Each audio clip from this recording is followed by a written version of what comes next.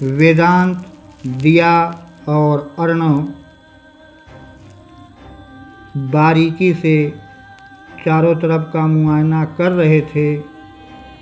उसी समय दिया ने चौंक कर कहा, सर जी ये घड़ी कांप रही है सर, आवाज भी कर रही है।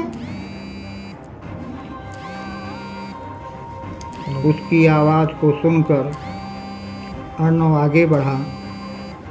उठा ले जाऊंगा मैं इस घड़ी को, देखते रह जाएंगे प्रशासन ये सारे।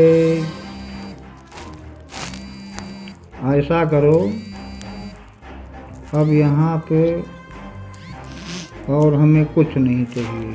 अब यहाँ से जल्द निकलो, फिर मैं बताता हूँ।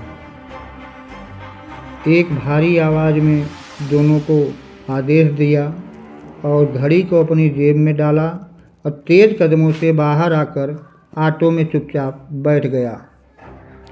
थोड़ी ही देर में विक्रांत और दिया भी आकर उसी ऑटो में बैठ गए और तहकीकात के लिए वे दर्पण नगर घुमाने को ड्राइवर को निर्देश दिया। फिर आपस में वे एक दूसरे से बात करते हुए जा रहे थे और जगह जगह रुककर मार्केट से कुछ ज़रूरी सामानों को खरीद कर एक तयशुदा उनके ठहराव के स्थान पर पहुँचे और उस अलॉट किए हुए कमरे पर पहुंचकर फिर दोनों ने आपस में बातें की और अर्णव से पूछा। वेदांत ने कहा, सर मुझे लगता है सर जी सर। अर्णव ध्यान देते हैं और चौंक कर देखने लगते हैं। सर जी मेरा जो कहना है ये कोई आम घटना नहीं लगती है। हमने भी चारों तरफ मुआयना किया है सर, आपको चाहे जो लगता हो, लेकिन इसमें कई बड़ी हस्तियों का हाथ हो सकता है। इसमें मुझे कोई संदेह नहीं लगता। दिया मुस्कुराई और बोली, जी यह बात तो हमें भी लगती है। यह किसी एक आदमी का काम नहीं हो सकता सर। विक्रांत भैया सही कह रहे हैं। अर्णव ने दोनों की बातों को सुना और सुनने के बाद बोला, समझाते हुए काफ़ी देर हो गई।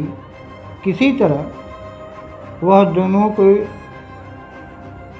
समझाने में सफल रहा और बोल पड़ा कि हमें फिर से होटल चलना चाहिए, क्योंकि इसमें गुप्त रूप से हमें उनके पहचानना है, उनके खिलाफ सबूत इकट्ठे करने हैं और हमारे पास समय कम है।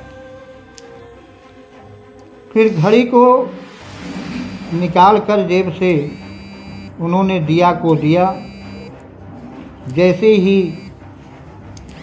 दिया ने उसे अपने मशीन में डाला, उसको पता चला तो वह चौंक पड़ी और बोली, सर ये देखिए सर ये देखिए, आपका कहना बिल्कुल सही है सर। यह कोई आम घड़ी नहीं है, इसमें गन मैग्नीशियम का प्रयोग किया गया है, जो एक ही बहुत ही जबरदस्त गोली मारने जैसा काम करता है सर। वेदांत भी हैरान था और वह भी घड़ी को घूर रहा था। घड़ी बनाने वाले क्या तेरे मन में समाई, तूने काहे को ऐसी घड़ी बनाई, तूने काहे को ऐसी घड़ी बनाई। गोली चलाता है जादू जैसा, तुझको भी देखना चाहे मेरे भी ऐसा, तुझको तो देखेंगे हम भी जरूर ही। अर्णव ने तय किया कि वाकई में हमें फिर से होटल चलना चाहिए और बिना वक्त गंवाए कुछ ही देर में वे ऑटो पकड़कर महरून होटल के कमरा नंबर 304 में पहुँचे और वहाँ के मैनेजर से मुलाकात की। काफ़ी देर खोजबीन करने के बाद उन्हें पता चला कि राजशेखर से उस रात मायरा, जो दर्पण नगर की एक पत्रकार है, वह मिलने गई थी, लेकिन कुछ ही देर में वह वापस आ गई थी। उसी समय वेदांत को पलंग के नीचे से एक घड़ी का एक फटा हुआ टुकड़ा मिला, जिसे अर्णव को दिखाते हुए दिया बोली, सर जी, यह किसी होटल के वेटर की वर्दी का टुकड़ा है, यह देखिए। अर्णव की आंखें चमक उठी, लेकिन फिर भी वो अपने ही माहौल में मस्त मुस्कुराते हुए बोला, मिल गए अब सबूत सनम, अब बचने का रास्ता हो गया है ख़त्म, मिल गए। तभी वेदांत ने मायरा को बुलाने के लिए होटल के मैनेजर से कहता है और वहाँ के सभी वेटरों को बेसमेंट में आने का निर्देश देता है। उधर अवनीश ठाकुर, जो कि दर्पण नगर के पूर्व विधायक थे, दर्पण नगर के गुर्गे उनके आदेश के अनुसार अर्णव के ऊपर हमला करने का इंतज़ार कर रहे थे और चारों तरफ घात लगाए बैठे थे, जिसमें विक्रम सेठ के गुर्गे भी शामिल थे, जिन्होंने चारों तरफ होटल को घेर कर रखा था। थोड़ी ही देर में मायरा के साथ साथ होटल के वेटर भी बेसमेंट में लाइन से खड़े हो गए। अर्णव, दिया और वेदांत वहाँ पहुँचे और मायरा से प्रश्न किया, तुम उस रात राजशेखर से मिलने क्यों गई थी?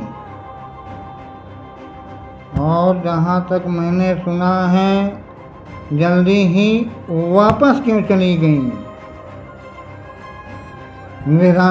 वेदांत ने गरज कर कहा।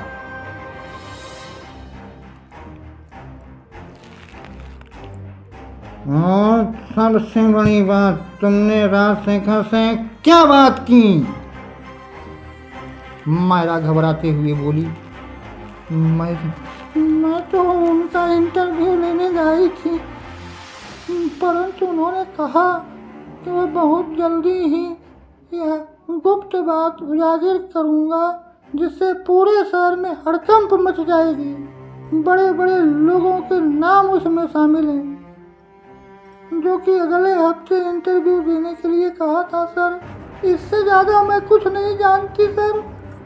मैं वैसे भी मुझे बुलाकर आप लोग मेरी बेइज्जती कर रहे हैं सर। फिर मेरा फ़ोन आया था और मैं जल्दी ही बाहर चली गई थी सर, इससे ज़्यादा कुछ नहीं सर। तब दिया ने उस वेटर को पहचानने के बाद दूसरा सवाल उससे किया गया। वह बोली, तुम होटल में गए थे? उसकी गरजती हुई आवाज़ कानों में पड़ते ही वह वेटर घबरा उठा फिर भी उसने एक बार में ही सारी बात बता दी। सर मैं तो पानी देने गया था सर, उन्होंने मुझे देखते ही बड़ी ज़ोर से डांटा और मैं घबराहट में पानी मेज़ पर रखकर जैसे ही आगे बढ़ा था कि उनकी पलंग की कील मुझ में धंस गई उस कॉलर में। मैंने उसे भी धक्का दिया और वह वहाँ से निकला। ये देखिए सर, मेरा कॉलर भी फटा हुआ है। राजशेखर साहब गुस्से में थे। अर्नव बुड़बुड़ाया। काफ़ी देर के बाद लोगों के पूछताछ की मीटिंग समाप्त करके अर्नव ने दिया और वेदांत को यह आदेश दिया कि हमें कुछ और भी सुराग यहीं से तलाशने होंगे और मेहरून होटल के सीढ़ियों से उतरकर वे एक गैलरी में चलने लगे। जाते जाते उन्हें गोडाउन में एक पुराना नक्शा जैसा दिखा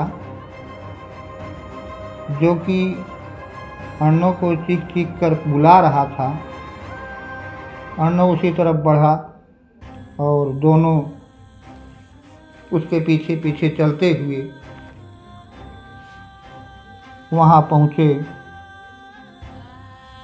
आसपास के लोगों ने बताया कि अक्सर ही वे वहाँ जाते थे। जल्द ही वह वहाँ पहुँचे और सभी लोगों को बाहर रुकने का आदेश देने के बाद जब वह वहाँ पहुँचे तो उन्होंने देखा कि कुछ ही दूर पर एक पुराना बक्सा जो कि आधी ज़मीन में धंसी हुई थी, अर्नव को दिखाते हुए वेदांत बोला, हाँ जी सर जी, ये देखिए सर जी, ये देखिए करामात तो यहाँ से हुई है सर। अर्नव दिया उस बक्से को खींचकर बाहर निकाले और फटाफट खोलने के बाद उन भौचक्के रह गए, क्योंकि उसमें पेन ड्राइव, फ़ोटो और घड़ियों के कई मॉडल मौजूद थे जो कि इस केस से जुड़े हुए थे। वे देख ही रहे थे तब तक अवनीश ठाकर को जुड़ गए, खिड़की तोड़कर आ गए और गोलियां चलाने लगे। अर्नव ने दिया को एक तरफ धक्का दिया और एक कुर्सी अपनी तरफ उठा ली और वेदांत से बोला, सामने खिड़की है, पार हो जाओ, रास्ता देखो तो हमें भी बताओ। उनके कदमों के चाल कुछ अजीब थे जिनको पहचान कर वे एक साथ खिड़की से बाहर कूद कर निकल गए। अब उनके कदमों की चाल बहुत ही तेज थी। चलते चलते वे एक ऐसी जगह पहुँचे जो एक पुराना सिनेमा हॉल जैसा लग रहा था, जिसे देखकर दिया ने कहा, सर मुझसे चला नहीं जाता सर, कुछ देर के लिए रुक जाते हैं सर।